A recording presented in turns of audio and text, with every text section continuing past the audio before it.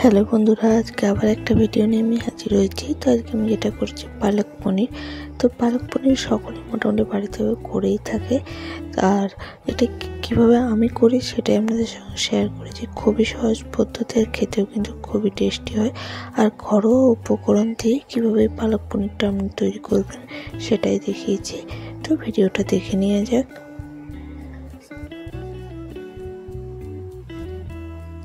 তো আমি এখানে পালক শাক নিয়েছি, যেটা খুব ভালো করে ধুয়ে নিয়েছি। আর পালক শাকের আমি ডান্ডি যেগুলো সেগুলো সমেত নিয়েছি। এরপরে একটা ফ্রাই প্যান গ্যাসের মধ্যে দিয়ে তাতে বেশ কিছুটা জল দিয়ে দেবো। দিয়ে আমি পালক শাকগুলোকে দিয়ে এটা আমি 2 থেকে 3 মিনিট হাই ফ্লেমে স্টিম হতে দেবো।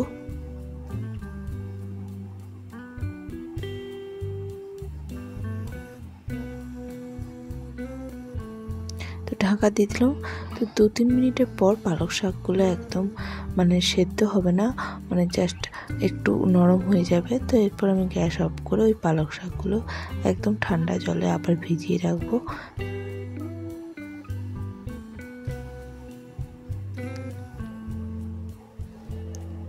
তো পালক শাকগুলোকে 2 মিনিট ঠান্ডা জলে ভিজিয়ে রেখে দেবো, যাতে কালারটা ঠিক সবুজই থাকে। এরপর পালক শাকের জলটাকে এইভাবে হালকাভাবে একটু ছড়িয়ে দিয়ে তারপর এটা একটা মিক্সিং ব্লেন্ডারের মধ্যে দিয়ে এটার একটা ফাইন পেস্ট আমি তৈরি করে নেব।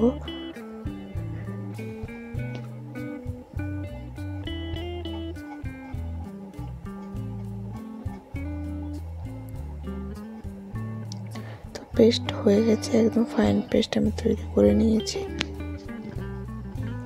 অন্যদিকে আবার ফ্রাই প্যানে দিয়ে দেবো আমি 2 চামচ সাদা তেল।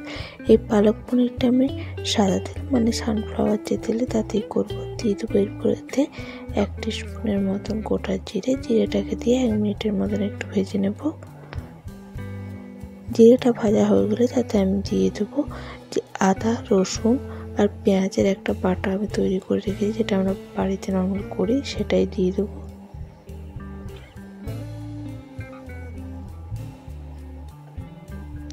আর দেবো কিছু গুঁড়ো মশলা, যেমন 1 টিস্পুনের মতন জিরে গুঁড়ো, 1 টিস্পুন ধনে গুঁড়ো, Kashmir chili powder 1 teaspoon, red chili powder 1 teaspoon, আর হলুদের গুঁড়ো 1 টিস্পুন, আর গুড় পাউডার দেবো 1 চামচ। এই মশলাগুলোকে মিডিয়াম টু লো ফ্লেমে ভালো করে কষিয়ে নেব।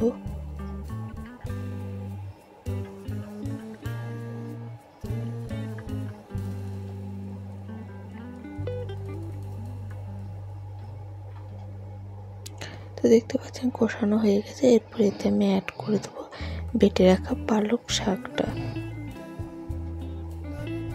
দিয়ে এটাকে আমি হাই ফ্লেমে 1 থেকে 2 মিনিট একটু কষাবো।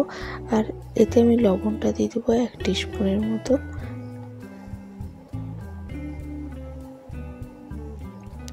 লবণটা দিয়েও আমি পালক শাক মশলাটাকে ভালো করে 1-2 মিনিট হাই ফ্লেমে কষিয়ে নেব। দিয়ে এতে আমি কিছুটা ব্লেন্ডার ধোয়ার জল দিয়ে দেবো, যাতে একটু করে গ্রেভি হয় সেই জন্য।